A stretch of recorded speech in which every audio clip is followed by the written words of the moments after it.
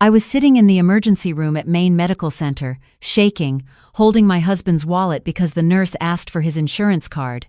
Henry had collapsed in his workshop 20 minutes earlier. I'd heard the crash from the kitchen, found him on the floor between two half-finished rocking chairs, his face gray. The ambulance came in 7 minutes. Now I was alone in a plastic chair under fluorescent lights, digging through a wallet I'd never once opened in 5 years of marriage. Behind his driver's license, behind a creased photo of the two of us at Acadia, I found a black card. Not his usual debit card from the local credit union. A JP Morgan Reserve card, the kind you don't apply for, the kind they invite you to carry when your assets cross a certain number. I turned it over in my hands, then kept looking. There was a folded statement, small print, tucked behind his organ donor card like it was nothing. Callaway Family Trust. Beneficiary, Henry David Callaway. Current value, $18.4 million. The hallway smelled like iodine and floor wax. A child was crying somewhere down the corridor. I read the number again, then again. My husband, the man who asked me last Tuesday if we could hold off on fixing the porch railing because lumber prices were up, had $18 million. Let me back up. Let me tell you how I ended up in this chair, holding this card, feeling the ground crack open beneath everything I thought I knew. I was 56 years old when my first husband, Richard, died of pancreatic cancer. We'd been married 31 years. Good years, mostly. He was a postal carrier. I was an accountant at a mid-size firm in Portland. We raised our daughter Susan in a 3-bedroom colonial that we'd paid off the year before he got sick. The medical bills took most of our savings anyway. After he died, I did what I'd always done. I managed. I filed the paperwork. I sold his truck. I organized the funeral, thanked the casserole people, wrote the thank you notes. My mother had raised me to keep moving, and that's what I did. But 6 months later, the house started talking to me. Not literally, I'm not crazy, but every room had a sound that reminded me I was alone. The clock in the hallway that Richard used to wind. The floorboard by the bathroom that only creaked under his weight. The silence at 6:15 every evening when he used to come through the back door and say, "Evie, I'm starving. What's the damage tonight?" Susan lived in Denver with her husband and 2 kids. She called every Sunday. "Mom, are you eating? Mom, maybe you should join a group. Mom, have you thought about selling the house?" I told her I was fine. I told everyone I was fine. Fine was my specialty. I'd been fine when my mother was diagnosed with Alzheimer's, and I took care of her for 4 years while working full-time. Fine when Richard's insurance denied his treatment the first time, and I spent 11 hours on the phone fighting them. Fine was what I did instead of falling apart. I met Henry at a farmer's market in Scarborough on a Saturday in October, about 14 months after Richard died. He was selling handmade cutting boards and small wooden boxes at a table near the apple stand. His work was beautiful, really beautiful, the kind of joinery you see in museum pieces, but his setup was terrible. No signage, no prices, just a quiet man in a flannel shirt sitting behind a folding table like he wasn't sure he was supposed to be there. I picked up a cutting board made from maple and walnut. It felt warm and heavy in my hands. "How much?" I asked. "Oh." He looked surprised, like he hadn't expected anyone to actually want one. "40? Is that too much?" It was too little. This was easily a $100 board. "It's fair," I said. We talked for an hour. His name was Henry Callaway. He was 60, recently moved to Maine from somewhere he was vague about. He'd been a carpenter most of his life, he said, but now he was trying to do fine woodworking, furniture, art pieces, trying to make it work as a real business. Not much luck so far. He had kind eyes and sawdust in his eyebrows, and the careful voice of someone who'd spent a lot of time alone. I bought 2 cutting boards, went home, set them on the counter, ran my fingers along the grain and realized it was the first time in over a year I'd felt something that wasn't grief. I went back the next Saturday, and the next. By the 4th week, I brought him coffee, and he'd saved me a small jewelry box he'd made from cherry wood. "For you," he said, "for all the coffee." We had dinner that Friday. A little seafood place in the old port. He ordered the cheapest thing on the menu and insisted on splitting the check, then put down cash because he said he didn't have a credit card, at least not one he mentioned. I thought it was charming, refreshingly simple. After years of doing our taxes and watching numbers, I'd married an accountant's version of practical, and here was a man who lived close to the bone, who made beautiful things with his hands and didn't care about money beyond what he needed to get by. My friend Donna was skeptical from the start. She'd been my closest friend since our kids were in elementary school together. We met for lunch every Wednesday at the same diner we'd been going to for 20 years. "A woodworker," she said, stirring her coffee. "Evie, you just spent 30 years managing every penny. You want to do that again with someone who sells cutting boards at a farmer's market?" "He's talented," I said. "He just needs time to build his client base." She gave me that look, the one that said she loved me but thought I was being foolish. "Just be careful, okay? You've got your retirement to think about, your savings. Don't let some charming guy with a workshop take advantage." "He's not like that," I said. And I believed it because Henry never asked me for money. Not once, in the entire time I knew him. I offered. That's an important distinction I didn't understand until much later. We'd been dating 6 months when I drove out to see his workshop for the first time. He'd rented a barn off Route 1 in Yarmouth. The rent was cheap, he said, but the roof leaked. Inside, it was extraordinary. Half-finished tables, a set of dining chairs that belonged in an architectural magazine, a roll-top desk that must have taken months. But the tools were old. The heating was a single wood stove. The lights flickered when the wind picked up. "Henry," I said, "this space isn't good enough for your work. It's fine. It's really not. That desk alone is worth thousands. You need proper climate control, better lighting. I can't afford to move right now," he said. "Things are slow. How about I help? Just until things pick up." "No, Evie, I couldn't." "You could. I want to." That was the first time. I found him a better workshop space in a converted mill in Freeport. Good light, heat, loading dock. The rent was $1,400 a month. I told him I'd cover it for 6 months while he got established. That was 4.5 years ago. I never stopped covering it. We got married the following spring. A small ceremony at the Little White Church in Cape Elizabeth, where my parents had been married. Susan flew in from Denver. She was polite to Henry but pulled me aside at the reception. "Mom, are you sure? You've known him a year." "I'm 60 years old, Susan. I think I know what I want. But what do you actually know about him? Where's his family?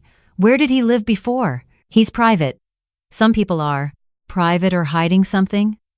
She looked at me with Richard's eyes, steady and worried. "Just promise me you'll be smart about money. Okay?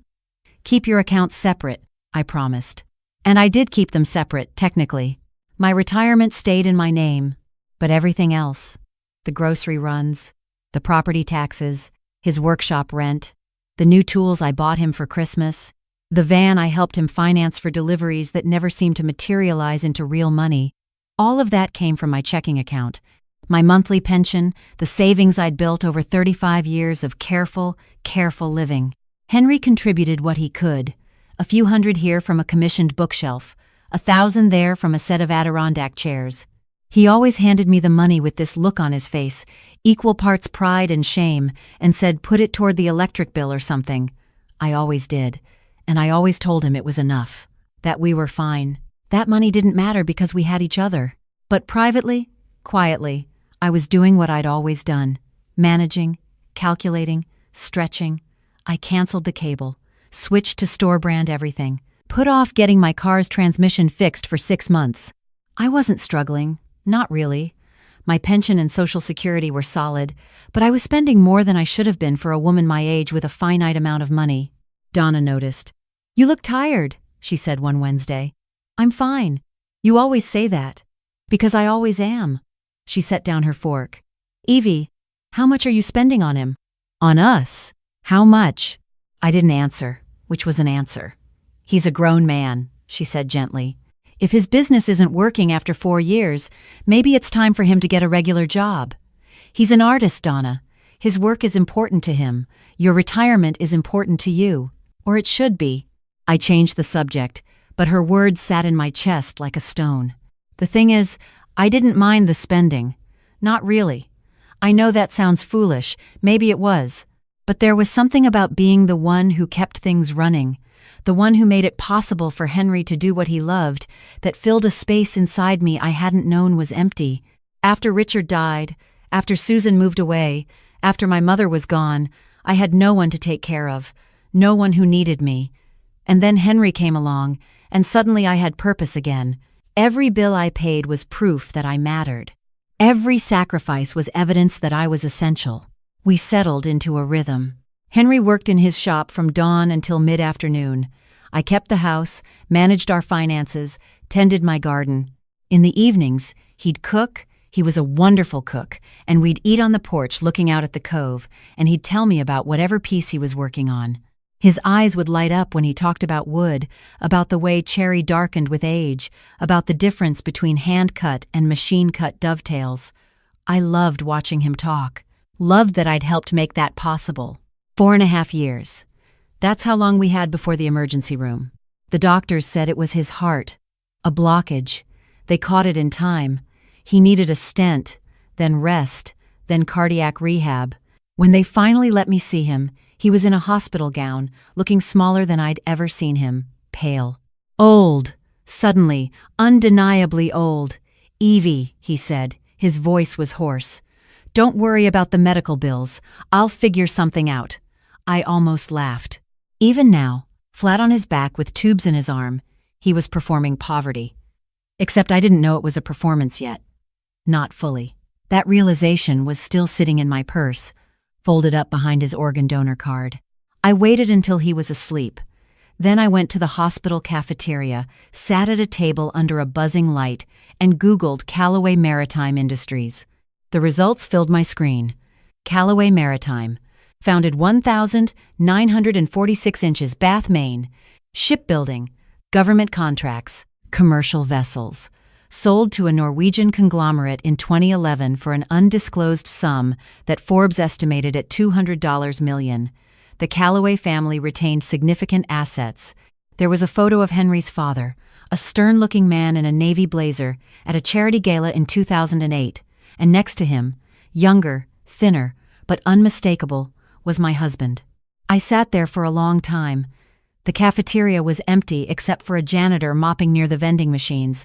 I thought about the leaking barn, the second-hand tools, the flannel shirts from Goodwill, the way he'd said $40 for a cutting board worth 10 times that, like he was afraid of asking for too much. The way he'd never once, in 5 years, mentioned the word Callaway in connection with anything but his own last name. I went home that night, didn't sleep, sat in the kitchen with his beautiful cutting board in front of me and tried to figure out how much of my life was real. He came home from the hospital 4 days later. I'd cleaned the house, made soup, set his pills out on the counter with a schedule written in my neat accountant's handwriting. He sat in his armchair by the window, looking out at the water, and I sat across from him and placed the J.P. Morgan card on the coffee table between us. He looked at it, then at me, closed his eyes. "How long have you known?" I said. "That I knew? Since yesterday, when I didn't bring the card back." He opened his eyes. "The trust has been there since my father died. Before that, there was the family money going back decades." "How much, Henry?" he told me. "Not just the $18 million in the trust. The investment accounts, the property holdings his sister managed, the foundation his mother had started. All told, the Callaway family assets under his name were closer to $26 million. I'd been buying store-brand peanut butter." "Why?" I said, and I was surprised that I wasn't yelling. I'd expected to yell, to rage like Rebecca in some movie, throwing clothes into suitcases. But I was 62 years old and too tired for theatrics. I just wanted to understand. He took a long breath. "When my father was alive," he said, "money was the only thing that mattered. Every relationship I had, he contaminated it. My first wife, Catherine, he paid her family a settlement when we divorced, like she was a vendor. My college friends, they all wanted introductions, connections, loans. When Dad died and the business sold, I got more money than I'd ever need, and I realized I'd never once in my life known if someone loved me or my last name. I wanted to disappear. So I came to Maine, grew a beard, started making furniture, which I'd always loved, told no one. And then one day, a woman with sad eyes bought 2 cutting boards from me and brought me coffee every Saturday, and she didn't know my family name meant anything, and she liked me anyway. She liked me because I was quiet and made things with my hands, and I thought, this is it. This is what real feels like. And you let me pay for everything, I said. My voice was calm, but something underneath it was breaking. You let me spend my retirement money on your workshop rent while you had $26 million. I know. You let me cancel cable, switch to generic medications, put off fixing my car. I know, Evie. You let me believe you needed me to survive. He looked at me then, and his eyes were wet. I do need you. Not your money. I never needed your money. But you. You're the only real thing in my life. I stood up, went to the kitchen, stood at the sink looking out at the garden I'd planted 3 years ago because Henry said fresh vegetables would help with our grocery bill. Our grocery bill? I laughed. It sounded wrong even to me. Susan called that evening. I told her everything. She was furious, but not just at Henry. Mom, she said, I asked you to be careful. I know. I knew something was off. No family, no old friends, nobody from his past, and you never once looked him up? I trusted him, I said. And that was true, but it wasn't the whole truth. The whole truth was more complicated and uglier, and it took me 3 weeks and a very patient therapist named Dr. Okafor to dig it out. I'd found Dr. Okafor through my doctor's office. She was in her 50s with reading glasses on a chain and a way of being quiet that made you want to fill the silence with honesty. I went to her expecting to talk about Henry's betrayal. Instead, she turned the light on me. Tell me about your marriage to Richard, she said in our second session. It was good. We were happy. Were you needed? What do you mean? In your marriage, did Richard need you? He was capable. He managed fine on his own. So, how did you feel? I thought about it. He was a good man. But he didn't. He didn't need me the way Henry does. She waited. Richard could have managed without me, I said. Practically speaking, he could cook. He could pay bills. He was competent. He loved me, but he didn't need me. And Henry? I was quiet for a long time. Henry needed me for everything, I said. Or I thought he did. And how did that feel?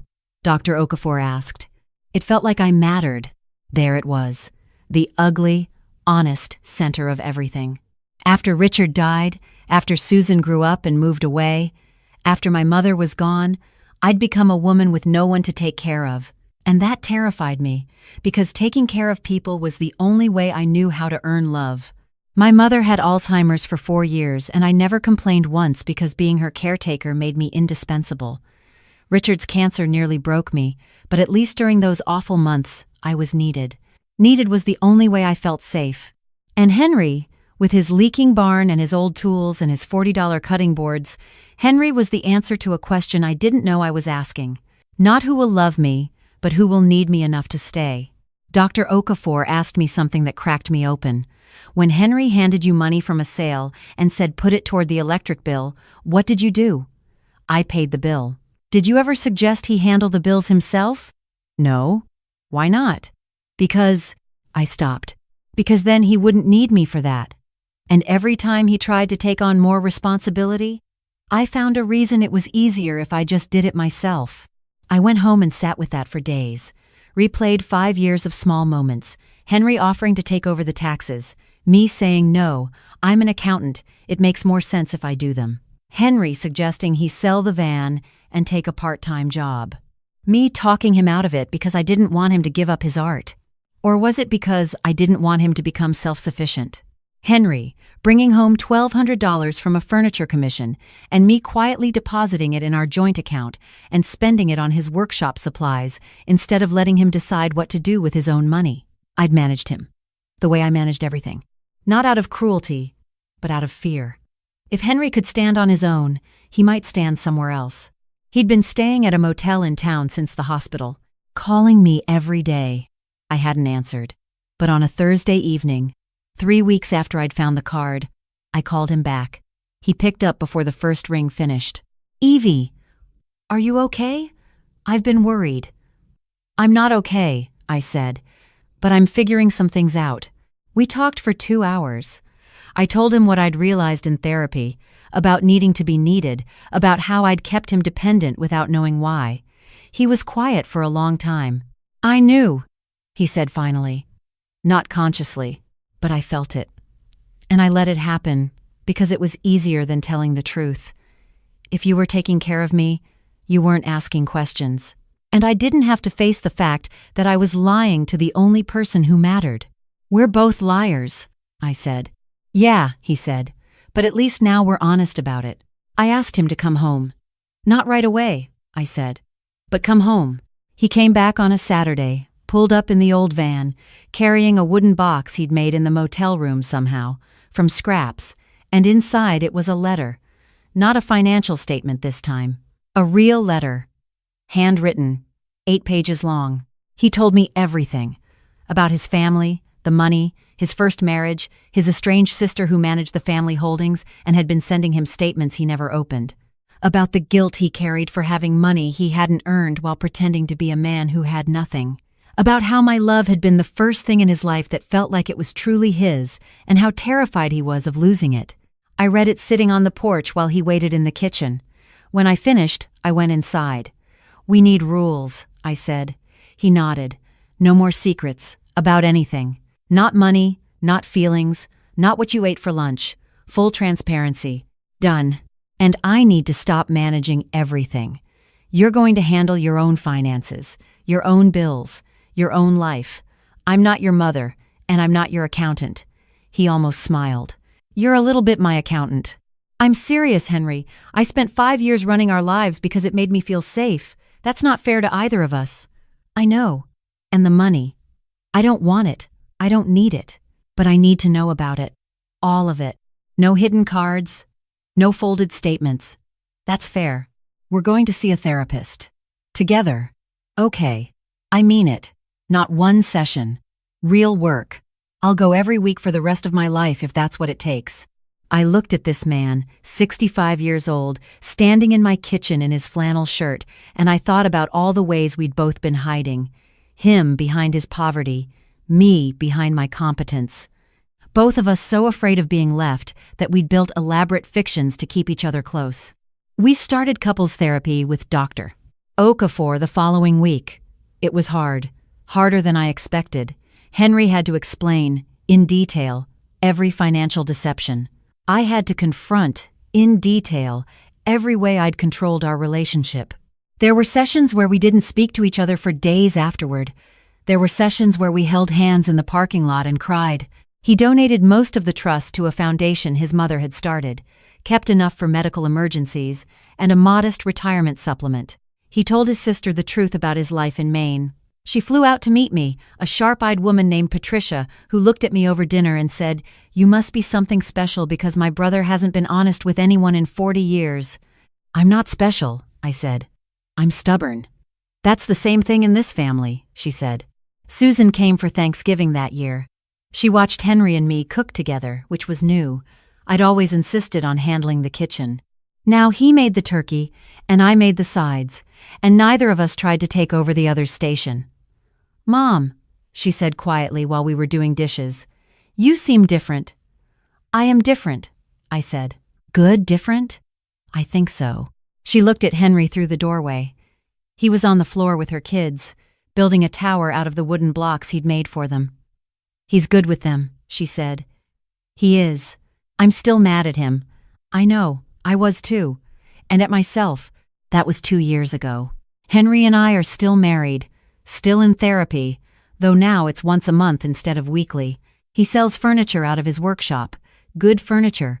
Real prices now, not $40 for a $100 board. He earns his own money and pays his own half. I stopped managing his life and started managing only mine, which turned out to be harder than I expected.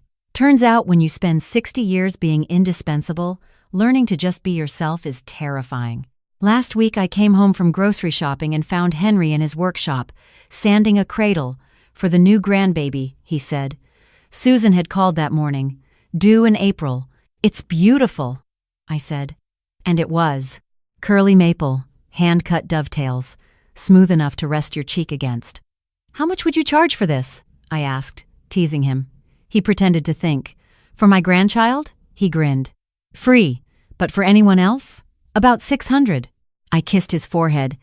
That's still too low. He laughed. Some things don't change, Evie. But some things do. I know that now. I spent most of my life believing that love was a transaction, that you earned it by being useful, by managing, by sacrificing, by making yourself so necessary that no one could leave. Henry spent most of his life believing that love was conditional, that people only wanted what he could give them, not who he actually was. We were both wrong, and we were both right, in the worst possible ways. The truth is ugly sometimes. The truth is, I married a man who lied about having $26 million, and I'm still with him. The truth is, I kept that man dependent on me because I was afraid of being alone, and he forgave me for it. Neither of those things makes sense on paper. But love doesn't live on paper. It lives in the kitchen at 6 in the morning when he makes me coffee without asking. In the workshop when he builds things for people he'll never meet. In the therapist's office when we say the hard things we'd rather keep hidden. My mother used to say the strongest people are the ones who never need help. She was wrong. The strongest thing I ever did was admit that I needed Henry, not his dependence, not his gratitude, just him. And the strongest thing he ever did was let me see who he really was. $26 million. 5 years of store-brand peanut butter. 2 liars who loved each other badly, and then, slowly, learned to love each other well. Donna still gives me that look over lunch sometimes. You forgave him, she says, like she can't quite believe it. I forgave both of us, I tell her. She shakes her head. You're either the wisest woman I know or the most foolish. Probably both, I say. And I mean it. Because wisdom and foolishness aren't opposites, they're neighbors. And the fence between them is shorter than you'd think. Charlotte, my youngest granddaughter, is 5 now. She visited last month and followed Henry around his workshop like a shadow. Grandpa, why do you make chairs? Because people need somewhere to sit. Why? Because standing all the time is tiring. She thought about that. Do you make chairs because you love people? He knelt down, eye level with her. I make chairs because I love people and I want them to be comfortable. Is that why Grandma takes care of everyone? He looked at me across the workshop, sawdust in his eyebrows, 67 years old and still the kindest face I've ever known. Your grandma takes care of people because she has a big heart, he said. But now she lets people take care of her too. That's important. Charlotte nodded like this was the most serious information she'd ever received. I take care of my goldfish, she said. And does your goldfish take care of you? She giggled. Grandpa, fish can't take care of people. You'd be surprised, he said. That night, after everyone left, I found him on the porch, looking at the cove. The water was doing that thing it does in September, going silver at the edges where the moon hits it. I sat beside him. We didn't say anything for a while. This is my favorite part of the day, he said. Sitting here with you, not talking. I leaned into him. Mine too. We sat there until the moon moved behind the clouds and the silver on the water disappeared, and then we went inside. He locked the door.